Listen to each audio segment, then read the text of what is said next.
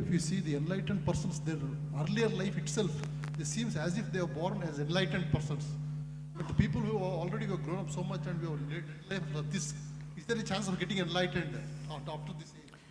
So then I must tell you the story that, about 2 years ago, a group of doctors from United States, they were visiting India and they happened to be in Mysore. Without even my knowledge, they happened to go and visit my father.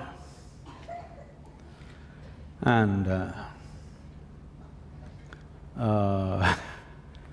because he happens to be a physician and in India, unless you become a doctor, you're no good for anything at one time. At least when we were growing up, if you don't go to medicine, that means you're not good for anything else. That's how it is.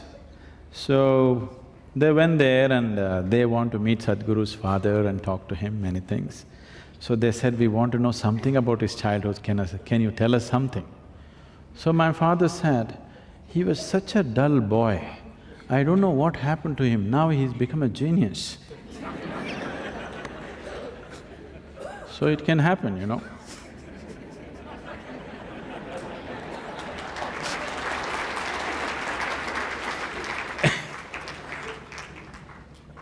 Now, you need to understand this. Nobody comes enlightened as such. Yes, maybe somebody has done more work elsewhere and they have come with a little more oriented towards that. But what I'm telling you is, it is not necessarily always the pleasantness and the beauty of life which turns you inward. For many people, it is also the misery of life which turns them inward, isn't it? So whatever happened in your life, positive happened or negative happened, you could easily turn it into an advantageous thing. Especially if your experience of life is horrid, you must become wiser sooner than anybody else, isn't it so? But instead of becoming wise, people become wounded. So that's a choice that they're making. So, do not look at it this way. Every human being has come with the same possibility when it comes to the inner dimension. It is just left unexplored, that's the only problem. Because now this idea that somebody has come with some special capabilities is a prejudiced idea, isn't it? Whatever kind of mind you have, it is a certain kind of prejudice, please see this. It so happened one day, Shankaran Pillai died. You heard of him? Shankaran Pillai died and he went to heaven. When he went to heaven,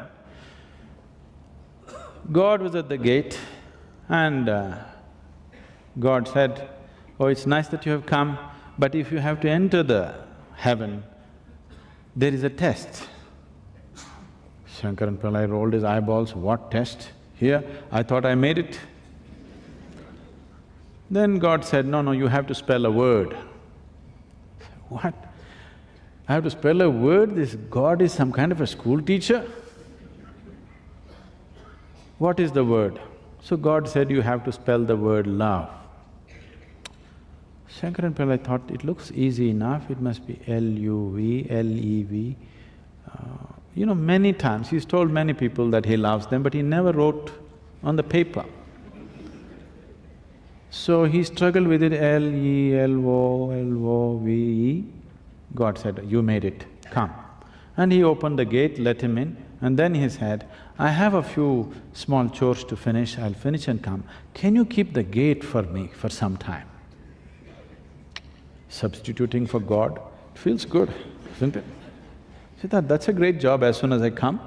I said, sure, I'll keep it. So he stood there and he was strutting around a little bit. And he heard a little noise and he turned around and he saw his wife was outside the gate. He said, no, you cannot come here, this is not a local bar or something for you to follow me. I'm in heaven. So the wife said, I know, I was just driving back from the funeral, I crashed the car and here I am. He said, that's okay, you came here but you have to spell a word, otherwise you cannot get in. She said, what rubbish, if you have spelt the damn word, can't I spell it? Tell me what's the word. He just looked at her. and said Czechoslovakia.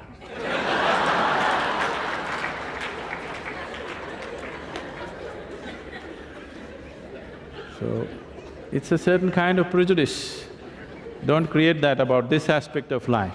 When it comes to inner dimension, at least here in the outer world we are not able to drop our prejudice against each other. At least in the inner dimension, let's give it up.